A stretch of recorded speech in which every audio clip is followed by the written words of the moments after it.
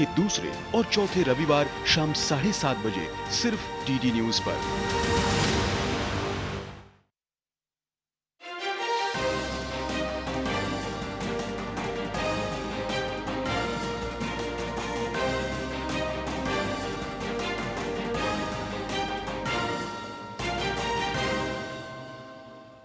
नमस्कार, हमारे इस विशेष बुलेटिन में आपका स्वागत है। मैं हूं आपके साथ रेशमा और मेरे साथ हैं मेरे सहयोगी शरद मुदगल। आइए हेडलाइंस पर नजर डालते हैं। प्रधानमंत्री नरेंद्र मोदी ने मध्य प्रदेश के झाबुआ में 7300 करोड़ रुपए की विकास परियोजनाओं का किया लोकार्पण और शिलान्यास। सड़क, रेल, विद्युत और जल क्षेत्र से संबंधित अनेक परियोजनाओं की सौगात। स्वामित्व योजना के लाभार्थियों को 1,75,000 अधिकार अभिलेख का भी किया वितरण।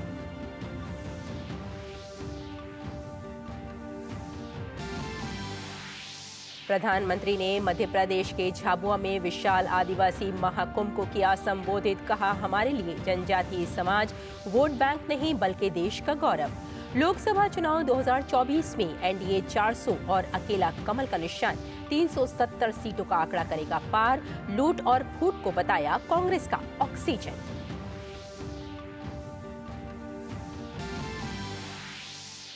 प्रधानमंत्री नरेंद्र मोदी ने स्वामी दयानंद सरस्वती की 200वीं जयंती से जुड़े कार्यक्रम को वीडियो कॉन्फ्रेंसिंग के माध्यम से किया संबोधित। कहा, स्वामी दयानंद सरस्वती का दिखाया मार्ग अमृतकाल में करोड़ों लोगों में कर रहा है आशा का संचार।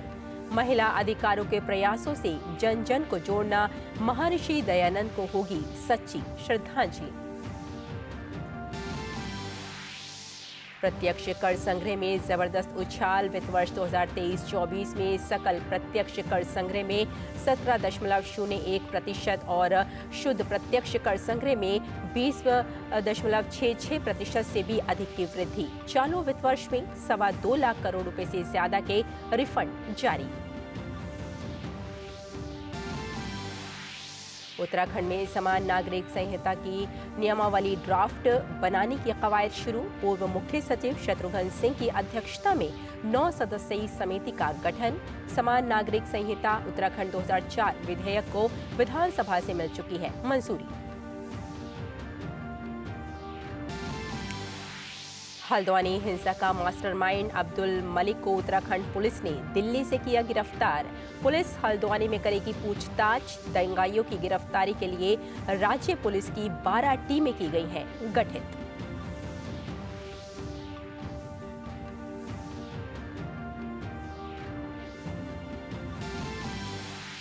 और आईसीसी अंडर 19 विश्व कप में भारत और ऑस्ट्रेलिया के बीच खिताबी भिड़ंत जारी।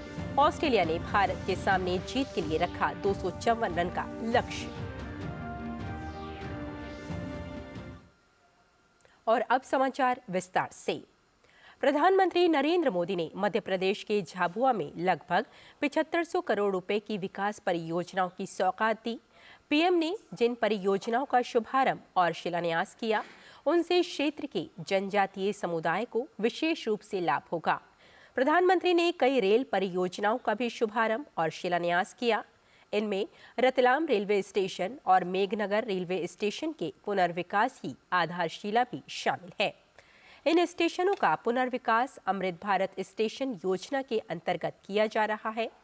पीएम ने जिन रेल परियोजनाओं का उपहार दिया, उनसे रेल अवसंरचना को मजबूत करने में मदद मिलेगी, साथ ही लोगों को बहुत आसानी होगी। प्रधानमंत्री ने झाबुआ में सीएम राइज स्कूल का भी शिलान्यास किया। ये पहल छात्रों को स्मार्ट क्लास, ई लाइब्रेरी आदि जैसी आधुनिक सुविधाएं प्रदान करने की दिशा में बेहद अहम कदम है। प्रधानमंत्री ने मध्य प्रदेश में जलापूर्ति और पीने के पानी की व्यवस्था को मजबूत करने वाली कई परियोजनाओं की भी सौगात दी।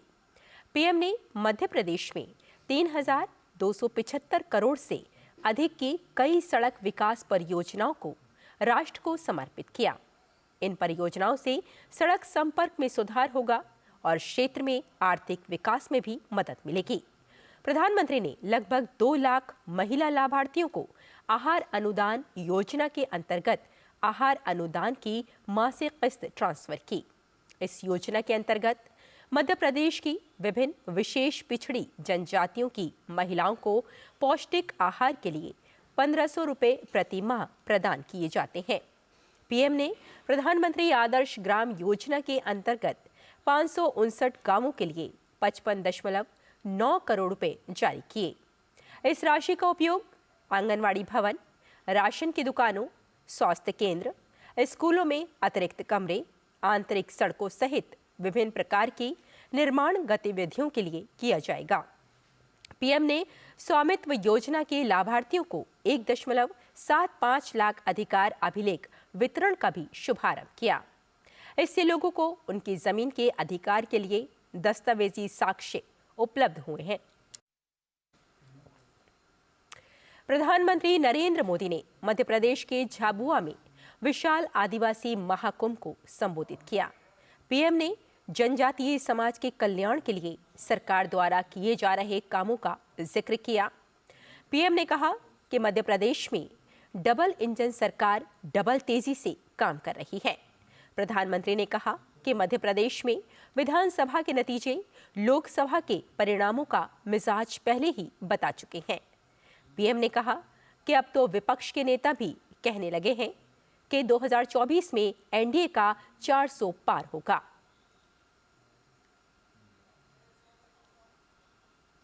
इस बार विपक्ष के बड़े बड़े नेता पहले से ही नेता विपक्ष में बोलने लगे हैं, संसद में बोलने लगे हैं। 24 में 400 पार। जब विपक्ष में से आवाज आई 400 पार, तो फिर मैंने कहा देखो भाई, एनडीए की 400 पार की बात तो मैं भी सुन रहा हूं, लेकिन मैं ये भी सुन रहा हूं कि अकेला बीजेपी, अकेला कमल का निशान 370 पार करेगा। विपक्ष के लोगों को जमीनी हकीकत का ये आईना मध्य प्रदेश ने पिछले चुनाव में जनता का मिजाज क्या है वो दिखा दिया है। मध्य प्रदेश को मौका मिला इसलिए दिखा दिया, लेकिन ऐसा ही मिजाज हिंदुस्तान के कोने कोने में है। प्रधानमंत्री ने कहा कि कांग्रेस ने इतने वर्षों में 100 ही एकलव्य स्कूल खोले थे, जबकि भाजपा की सरकार ने अपने 10 साल में ही इसे 4 गुना ज्यादा एकलव्य स्कूल खोल दिए हैं। पीएम ने जनजातीय समाज के कल्याण को अपना संकल्प बताया।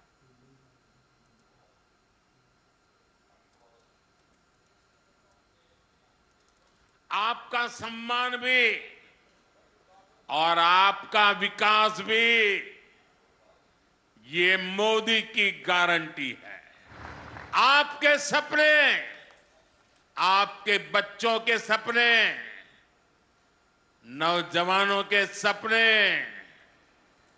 ये मोदी का संकल्प है।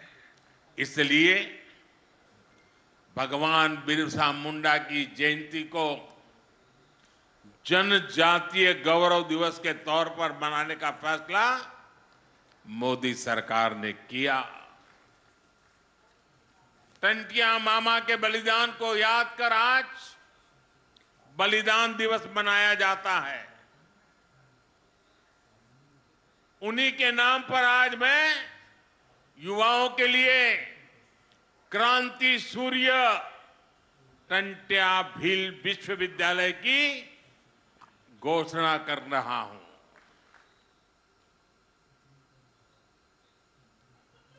पीएम ने वंचितों और पिछड़ों को अपनी सरकार की सबसे पहली प्राथमिकता बताया। प्रधानमंत्री ने पीएम जनमन योजना का जिक्र किया। पीएम ने कहा कि जो जनजातीय समाज अब तक विकास की मुख्य धारा से कटा हुआ था, जनमन योजना के तहत उनका तेज विकास शुरू किया गया है। पीएम ने कांग्रेस पर जनजातीय समाज की अनदेखी का आरोप लगाया। कांग्रेस के लोकल नेता भी अपने आला कमान से कहने लगे हैं कि हम मोदी के खिलाफ वोट मांगने जाएं तो किस मुंह से जाएं? उन बेचारों की मुसीबत तो है जो नेता अब पार्टी में थोड़े बहुत बचे हैं, उनमें भी कोई अब जिम्मेदारी उठाना नहीं चाहता है। सुना है कि इन दिनों मध्य प्रदेश कांग्रेस में अंदर खाने खूब भगदड़ भी मची हुई है। जनता की उपेक्षा करने वालों का यही हश्र होता है।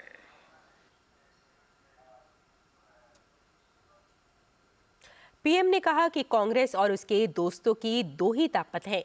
जब ये सत्ता में रहते हैं तब लूटते हैं, जब सत्ता से बाहर जाते हैं तो लोगों को लड़वाते हैं। पीएम ने जनता से कांग्रेस की इस साजिश से होशियार रहने को कहा। ज्यादातर राज्यों में सरकार से बेदखल करके जनता जनार्दन ने इनकी लूट के रास्ते बंद कर दिए हैं। अब ये वापस कुर्सी पाने के लिए जाति के नाम पर, भाषा के नाम पर, इलाके के नाम पर टूट करवाने में, फूट करवाने में लगे हुए हैं। लेकिन देश इनकी हरकतें देख रहा है। देश इनके मंसूबे सफल नहीं होने देगा।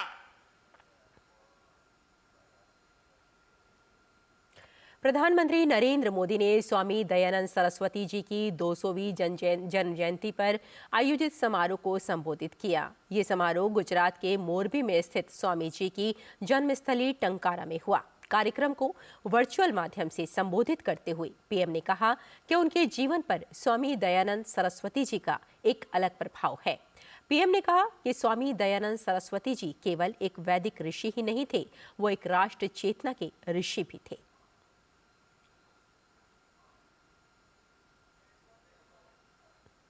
समाज का एक वर्ग भारतीय संस्कृति और आध्यात्म से लगातार दूर जा रहा था। ऐसे समय में स्वामी दयानंद जी ने वेदों की ओर लौटो इसका आह्वान किया। उन्होंने वेदों पर भाष्य लिखे, तार्किक व्याख्या की। उन्होंने रूढ़ियों पर खुलकर प्रहार किया और ये बताया कि भारतीय दर्शन का वास्तविक स्वरूप क्या है। इसका परिणाम ये हुआ कि समाज में आत्मविश्वास लौटने लगा। लोग वैदिक धर्म को जानने लगे और उसकी जड़ों से जुड़ने लगे।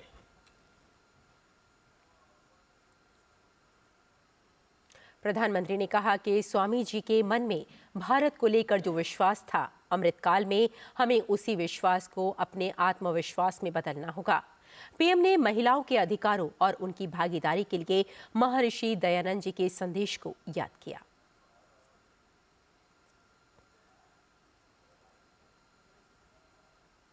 महर्षि दयानंद ने अपने दौर में महिलाओं के अधिकारों और उनकी भागीदारी की बात की थी।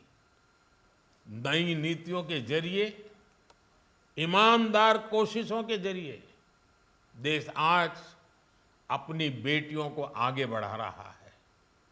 कुछ महीने पहले ही देश ने नारी शक्ति वंदन अधिनियम पास करके लोकसभा और विधानसभा में महिला आरक्षण सुनिश्चित किया है। देश के इन प्रयासों से जन जन को जोड़ना, ये आज महर्षि को सच्ची श्रद्धांजलि होगी। कर्नाटक के मैसूरू में केंद्रीय गृह मंत्री अमित शाह ने सुत्तूर जात्रा महोत्सव कार्यक्रम में शामिल हुए। उन्होंने रामलला की प्रतिमा बनाने वाले कलाकार अरुण योगीराज को सम्मानित भी किया।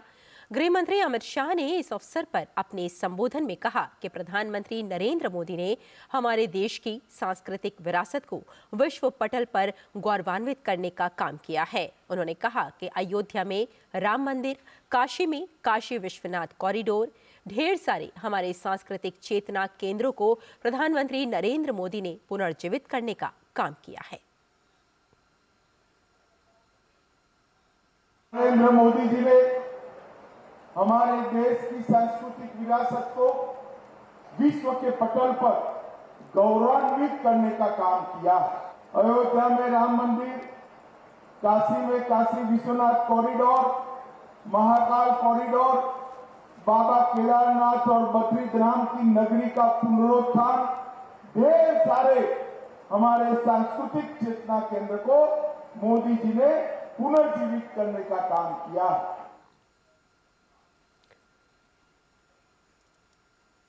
और प्रत्यक्ष कर संग्रह के अनंतिम आंकड़ों में लगातार बढ़ोतरी दर्ज की जा रही है।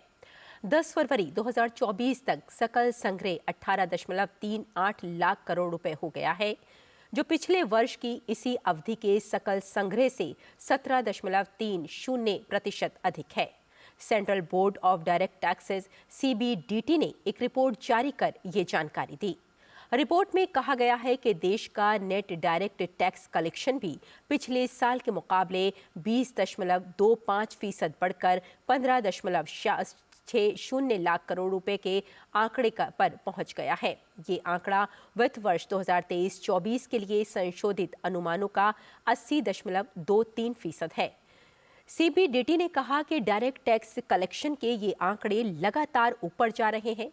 इसके साथ ही कॉर्पोरेट इनकम टैक्स और पर्सनल इनकम टैक्स के आंकड़े भी लगातार बढ़ रहे हैं। कॉर्पोरेट इनकम टैक्स में 13.57% और पर्सनल इनकम टैक्स में 26.91% की वृद्धि हुई है। CBDT के आंकड़ों के अनुसार 10 फरवरी तक 2.77 लाख करोड़ रुपए के रिफंड भी जारी किए गए हैं।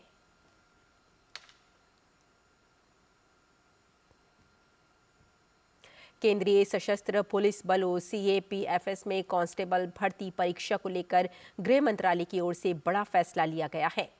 देश में पहली बार केंद्रीय सशस्त्र पुलिस बलों में कांस्टेबलों की भर्ती के लिए परीक्षा हिंदी और अंग्रेजी के अलावा 13 क्षेत्रीय भाषाओं में आयोजित करने का फैसला गृह मंत्रालय ने लिया है। देश भर के 128 शहरों में लगभग 48 लाख उम्मीदवारों के लिए 20 फरवरी से 7 मार्च 2024 तक परीक्षा आयोजित की जाएगी। इस बार CRPF कांस्टेबल GD एग्जाम अंग्रेजी एवं हिंदी के अलावा असमिया, बंगाली, गुजराती, मराठी, मलयालम, कन्नड़, तमिल, तेलुगु, उड़िया, उर्दू, पंजाबी, मणिपुरी, कोंकणी भाषा में आयोजित किए जाएंगे।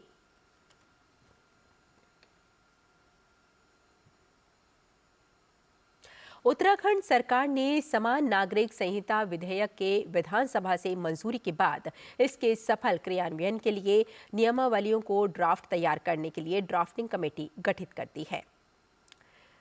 समान नागरिक संहिता को सफलतापूर्वक और प्रभावी ढंग से लागू करने के लिए उत्तराखंड सरकार ने नियमावली ड्राफ्ट बनाने के लिए पूर्व मुख्य सचिव शत्रुघ्न सिंह की अध्यक्षता में 9 सदस्यीय समिति का गठन किया है, जिसमें 4 पदेन सदस्य भी हैं। समिति UCC के प्रस्तावित अधिनियम के प्रावधानों को सुगमता से लागू करने के लिए तथ्यों का समावेश करेगी। उत्तराखंड सरकार एक्ट बनने के बाद UCC को प्रदेश में जल्द से जल्द लागू करना चाहती है। समान नागरिक संहिता विधेयक उत्तराखंड विधानसभा से पारित हो चुका है। विधेयक राजभवन के माध्यम से राष्ट्रपति को भेजा जाएगा। राष्ट्रपति की मंजूरी के बाद ये अधिनियम बन जाएगा।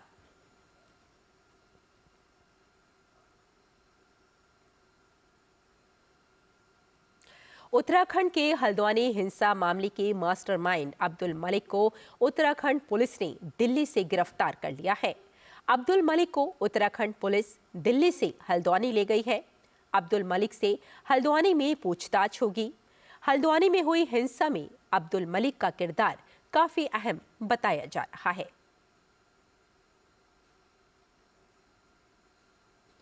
हल्द्वानी में हुई हिंसा के बाद नैनीताल पुलिस ने 5 और उपद्रवियों को भी गिरफ्तार किया है। सीसीटीवी और अन्य लक्ष्यों के आधार पर इनकी गिरफ्तारी की गई है। वहीं बनभूलपुरा क्षेत्र को छोड़कर अन्य क्षेत्रों से कर्फ्यू हटा दिया गया है। कुछ इलाकों में छूट जरूर दी गई है, मगर हिंसा वाले इलाके में अब भी कर्फ्यू जारी है। इस इलाके में केंद्रीय सुरक्षा बल की 4 कंपनियां तैनात की गई हैं। इसके अलावा 4 और कंपनियां मंगाई जा रही हैं ताकि कर्फ्यू क्षेत्र में कानून व्यवस्था कायम रखा जा सके।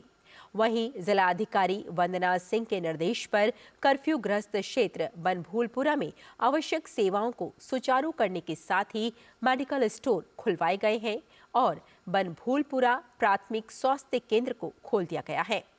हल्द्वानी के हिंसा प्रभावित क्षेत्र के कुछ हिस्सों में सुरक्षा अधिकारी तैनात किए गए हैं।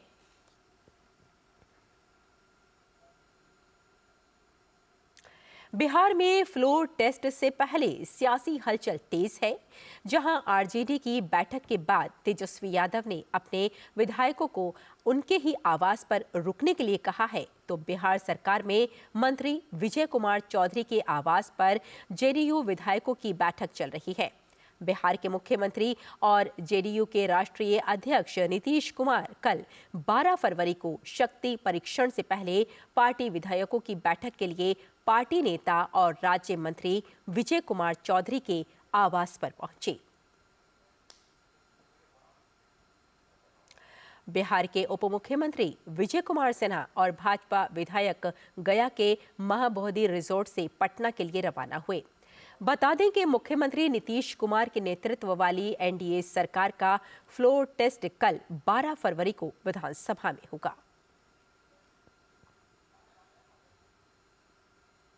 बिहार विधानसभा में कल होने वाले फ्लोर टेस्ट से पहले केंद्रीय मंत्री नित्यानंद राय ने कहा कि एनडीए कल बहुमत हासिल करेगी।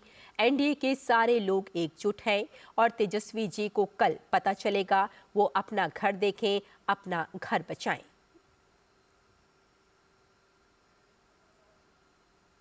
कोई तस्वीर नहीं है।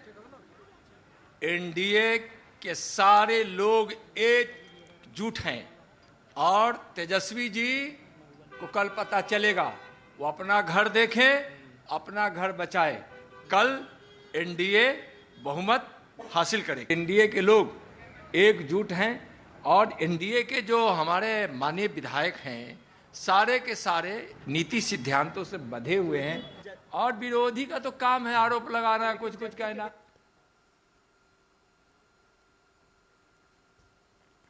पूरा विश्व पेपरलेस करेंसी को प्रोत्साहित कर रहा है, जबकि भारत डिजिटल पेमेंट में विश्व में पहले स्थान पर। भारत से प्रेरित होकर अब श्रीलंका और मॉरिशस भी इस दिशा में आगे बढ़ रहे हैं। कल यानी 12 फरवरी को प्रधानमंत्री नरेंद्र मोदी श्रीलंका के राष्ट्रपति रानिल विक्रमासिंघे और मॉरिशस के प्रधानमंत्री प्रविंद जुगनाथ दोपहर 1 बजे श्रीलंका और मॉरिशस में यूनिफाइड पेमेंट इंटरफेस यूपीआई सेवाओं और मॉरिशस में रुपे कार्ड सेवाओं का वीडियो कॉन्फ्रेंसिंग के माध्यम से शुभारंभ करेंगे। भारत फिनटेक इनोवेशन और डिजिटल पब्लिक इंफ्रास्ट्रक्चर में अग्रणी बनकर उभरा है। प्रधानमंत्री मोदी ने अपने विकास अनुभवों और नवाचार को साझेदार देशों के साथ साझा करने पर जोर दिया है। श्रीलंका और मॉरिशस के साथ भारत के मजबूत सांस्कृतिक संबंध हैं। इस लॉन्च के बाद तेज और निर्बाध डिजिटल लेन देन से दोनों देशों के लोगों को लाभ होगा। साथ ही देशों के बीच डिजिटल कनेक्टिविटी भी बढ़ेगी। ये लॉन्च श्रीलंका और मॉरिशस की यात्रा करने वाले भारतीयों और भारत की यात्रा करने वाले मॉरिशस के नागरिकों के लिए यूपीआई सेवाओं के जरिए भुगतान को सुगम बनाएगा।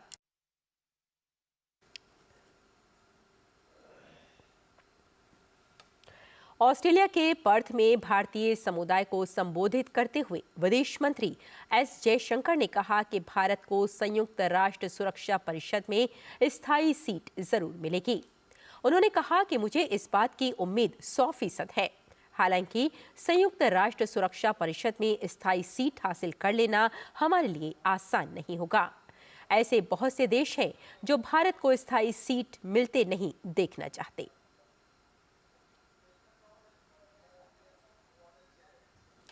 I'm 100% certain we will get there. But I will also tell you this honestly. We will not get there easily because world is competitive. There will be those who will try to block us, who will make that passage difficult, who will put some kind of obstacle, some kind of argument in the way. Culture.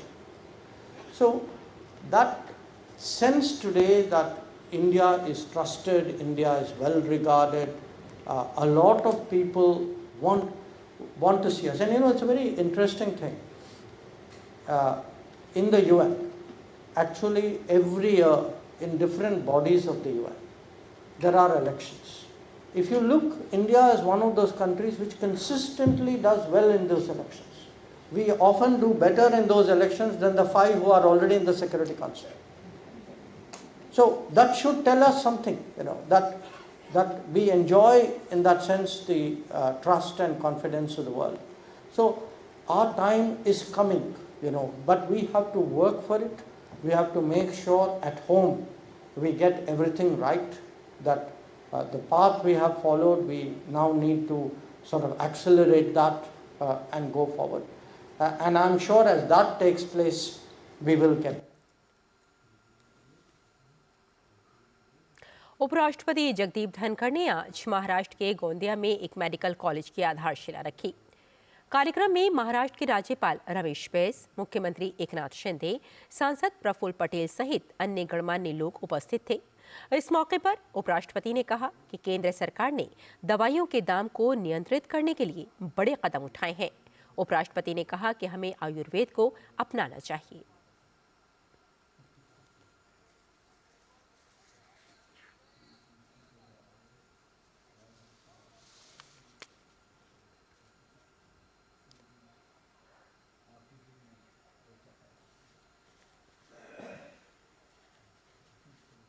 Under 19 cricket विश्व cup का final मुकाबला आज भारत और Australia के बीच दक्षिण Africa के Benoni stadium में खेला जा रहा है। ऑस्ट्रेलिया द्वारा भारत को जीत के 254 रन का लक्ष्य मिला है। ताज़ा जानकारी मिलने तक भारत ने 1 विकेट के नुकसान पर 35 रन बना लिए हैं। इससे पहले टॉस जीतकर ऑस्ट्रेलिया ने पहले बल्लेबाजी करते हुए 7 विकेट खोकर 253 रन बनाए।